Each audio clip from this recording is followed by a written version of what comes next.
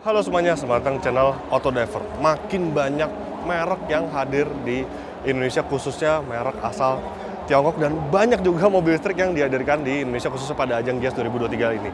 Dan salah satu mobil listrik yang menarik perhatian banyak orang, ini dia mobilnya dari Great Wall Motors, yaitu GWM Ora O3. Ya, mobil ini masih dalam tahap perkenalan dan kabarnya mobil ini segera dijual mungkin pada tahun depan. Lantas seperti apa mobilnya, seperti apa fiturnya, bagaimana spesifikasinya? Ikuti terus video ini.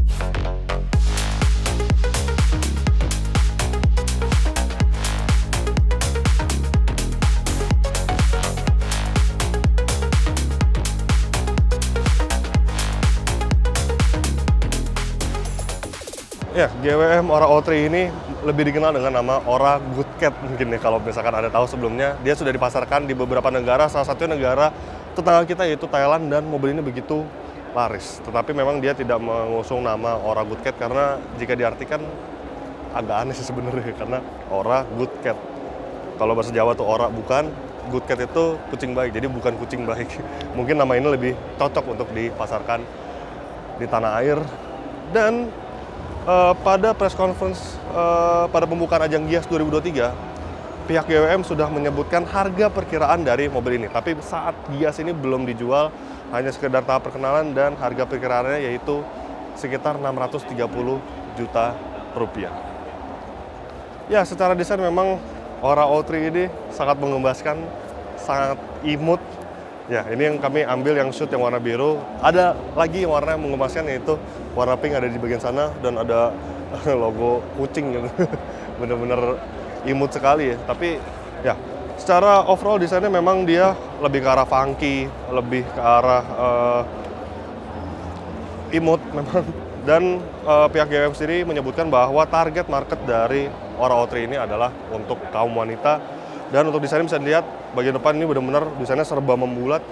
Mungkin mirip-mirip dengan mobil listrik asal Tiongkok juga, yaitu Wuling Bingo yang waktu itu juga diperkenalkan pada ajang PEV 2023. Tapi ini desain, maksud saya dimensinya lebih besar, dan bisa dilihat di bagian depannya dia tidak ada guratan yang tegas gitu, benar-benar guratan bulat, ke bagian atas bulat, tarikan garis benar-benar semuanya membulat. Kemudian lampu utama ini membulat juga dengan proyektor LED, dan nama lampunya adalah intelligent light di bagian depan. Tidak ada grill radiator, hanya ada di bagian bawah, karena mobil listrik pada umumnya tidak membutuhkan pendingin yang ekstra seperti pada mobil bermesin bensin. Kemudian ini logonya, lucu banget logonya, dan ada kamera di depan, karena ini mungkin untuk fitur dari kamera 360-nya.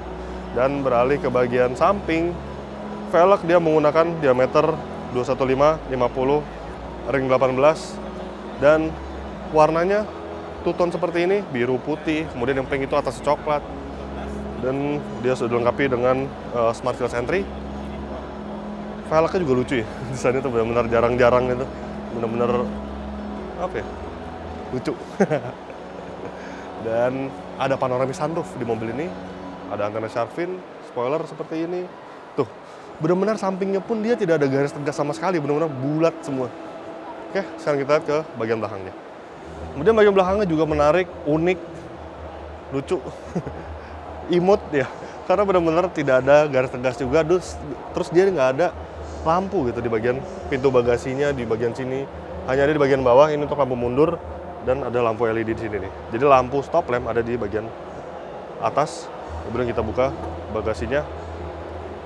Wow, kapasitasnya lumayan ya, lumayan luas kapasitas bagasinya. Terus ada partisi juga ketika Anda menyimpan barang. Tentu dengan partisi ini Anda akan merasa aman karena tidak terlihat dari luar. Sekarang kita lihat bagian bawah bagasinya.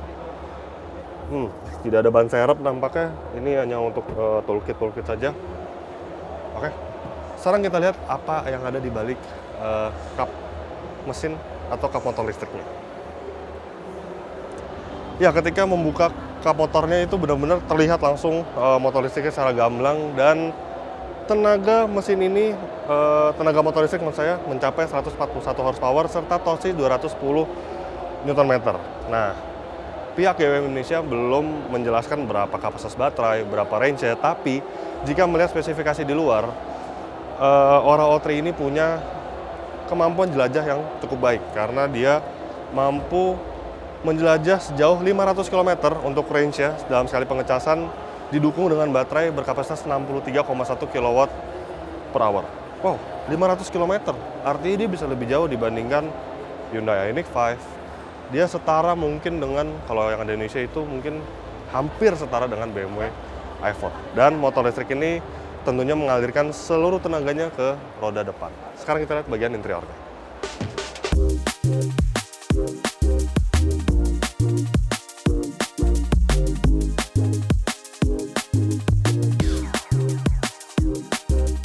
Ini dia ruang kabin dari Ora O3 dan bisa dilihat funky sekali warnanya ya.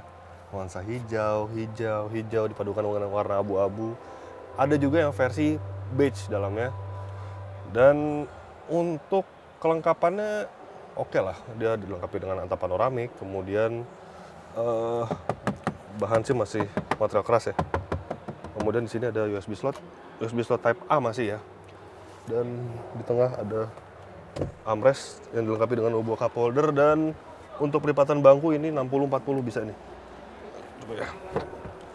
Jadi ketika Anda ingin membawa barang, ini bisa dilipat. Nah, tuh 60, yang ini 40. Dan standar lah, ini ada kantong untuk penyimpanan. Kemudian, nah keuntungan sebagai mobil listrik yang dedicated adalah ya seperti ini. Rancangannya itu benar-benar dirancang khusus untuk mobil listrik. Jadi dia channelnya ini kecil, tidak diperlukan lagi untuk saluran knalpot, bukan saluran knalpot maksud saya, tempat knalpot itu tidak dibutuhkan lagi, kopel tidak dibutuhkan, jadi ya bisa maksimal seperti ini. Tapi memang karena di bagian kolong dari mobil ini adalah baterai dari mobil ini yang cukup besar, dia kapasitasnya mencapai 63,1, jadi ya rasanya masih agak tinggi gitu untuk lantainya. Nah, untuk sanggahan kaki memang ya tidak terlalu baik, tapi untuk legroom ini baik nih. Kemudian untuk headroom ya sedikit lagi terkena kepala saya, tapi ini masih cukup mumpuni rasanya untuk tinggi di atas 175 cm.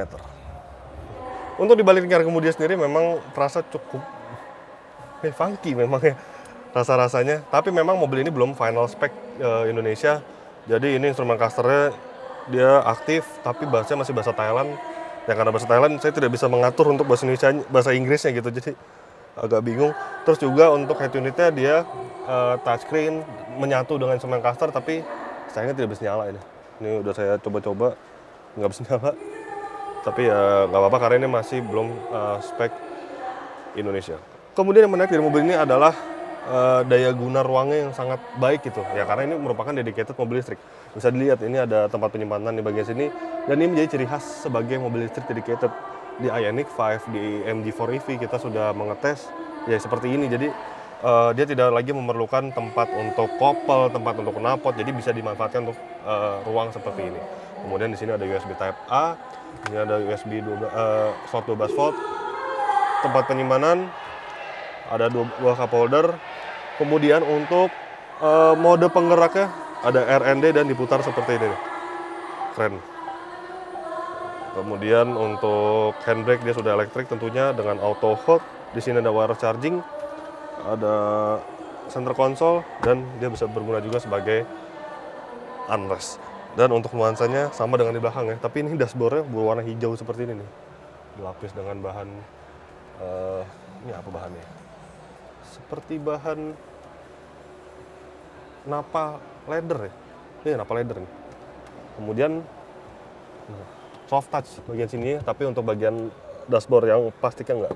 Ini masih plastik keras. Ini plastik keras. Di sini plastik keras juga. Oh enggak, ini soft touch, tapi sini plastik keras. Di sini bahan napa leather lagi. Kemudian yang menarik ini nih wood panelnya nih. Keren juga nih. Wood panelnya berkelas gitu kesannya.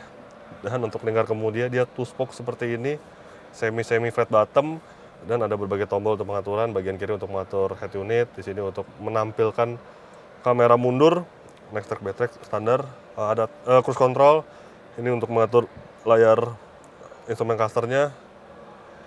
Kemudian ada fitur ini sepertinya untuk sensor depan.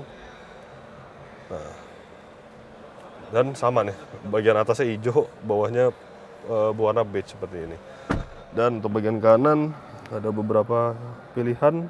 Oh, ini ada mode berkendara, ada normal, ada sport, ada eco, kemudian traction control, dan ada pengatur ketinggian headlamp. Dan yang menarik juga, yang terlihat mobil ini terlihat terkesan funky, yaitu ini nih.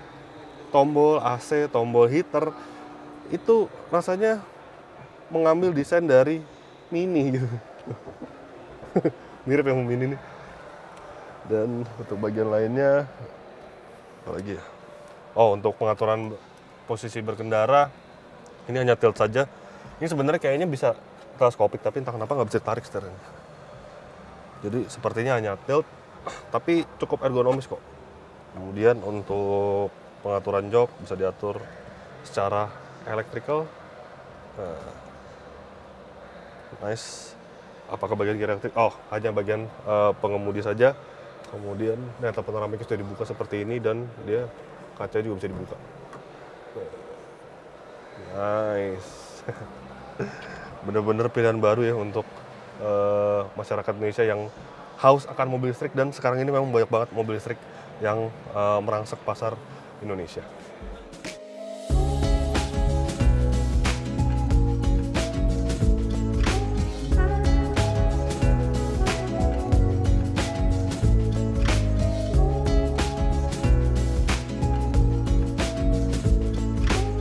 Ya, sebagai kesimpulan, mobil ini memang memiliki desain yang menarik, desain yang imut, dan ya out of the box memang desainnya. Dan dengan harga jual perkiraan sekitar 630 jutaan, ya, mobil ini mungkin akan menarik minat banyak orang, apalagi dia lebih murah dibandingkan para pesaingnya seperti MG 4EV, kemudian Hyundai Ioniq 5, Nissan Leaf. Ya, nanti kita lihat saja apakah benar harganya bakal segitu.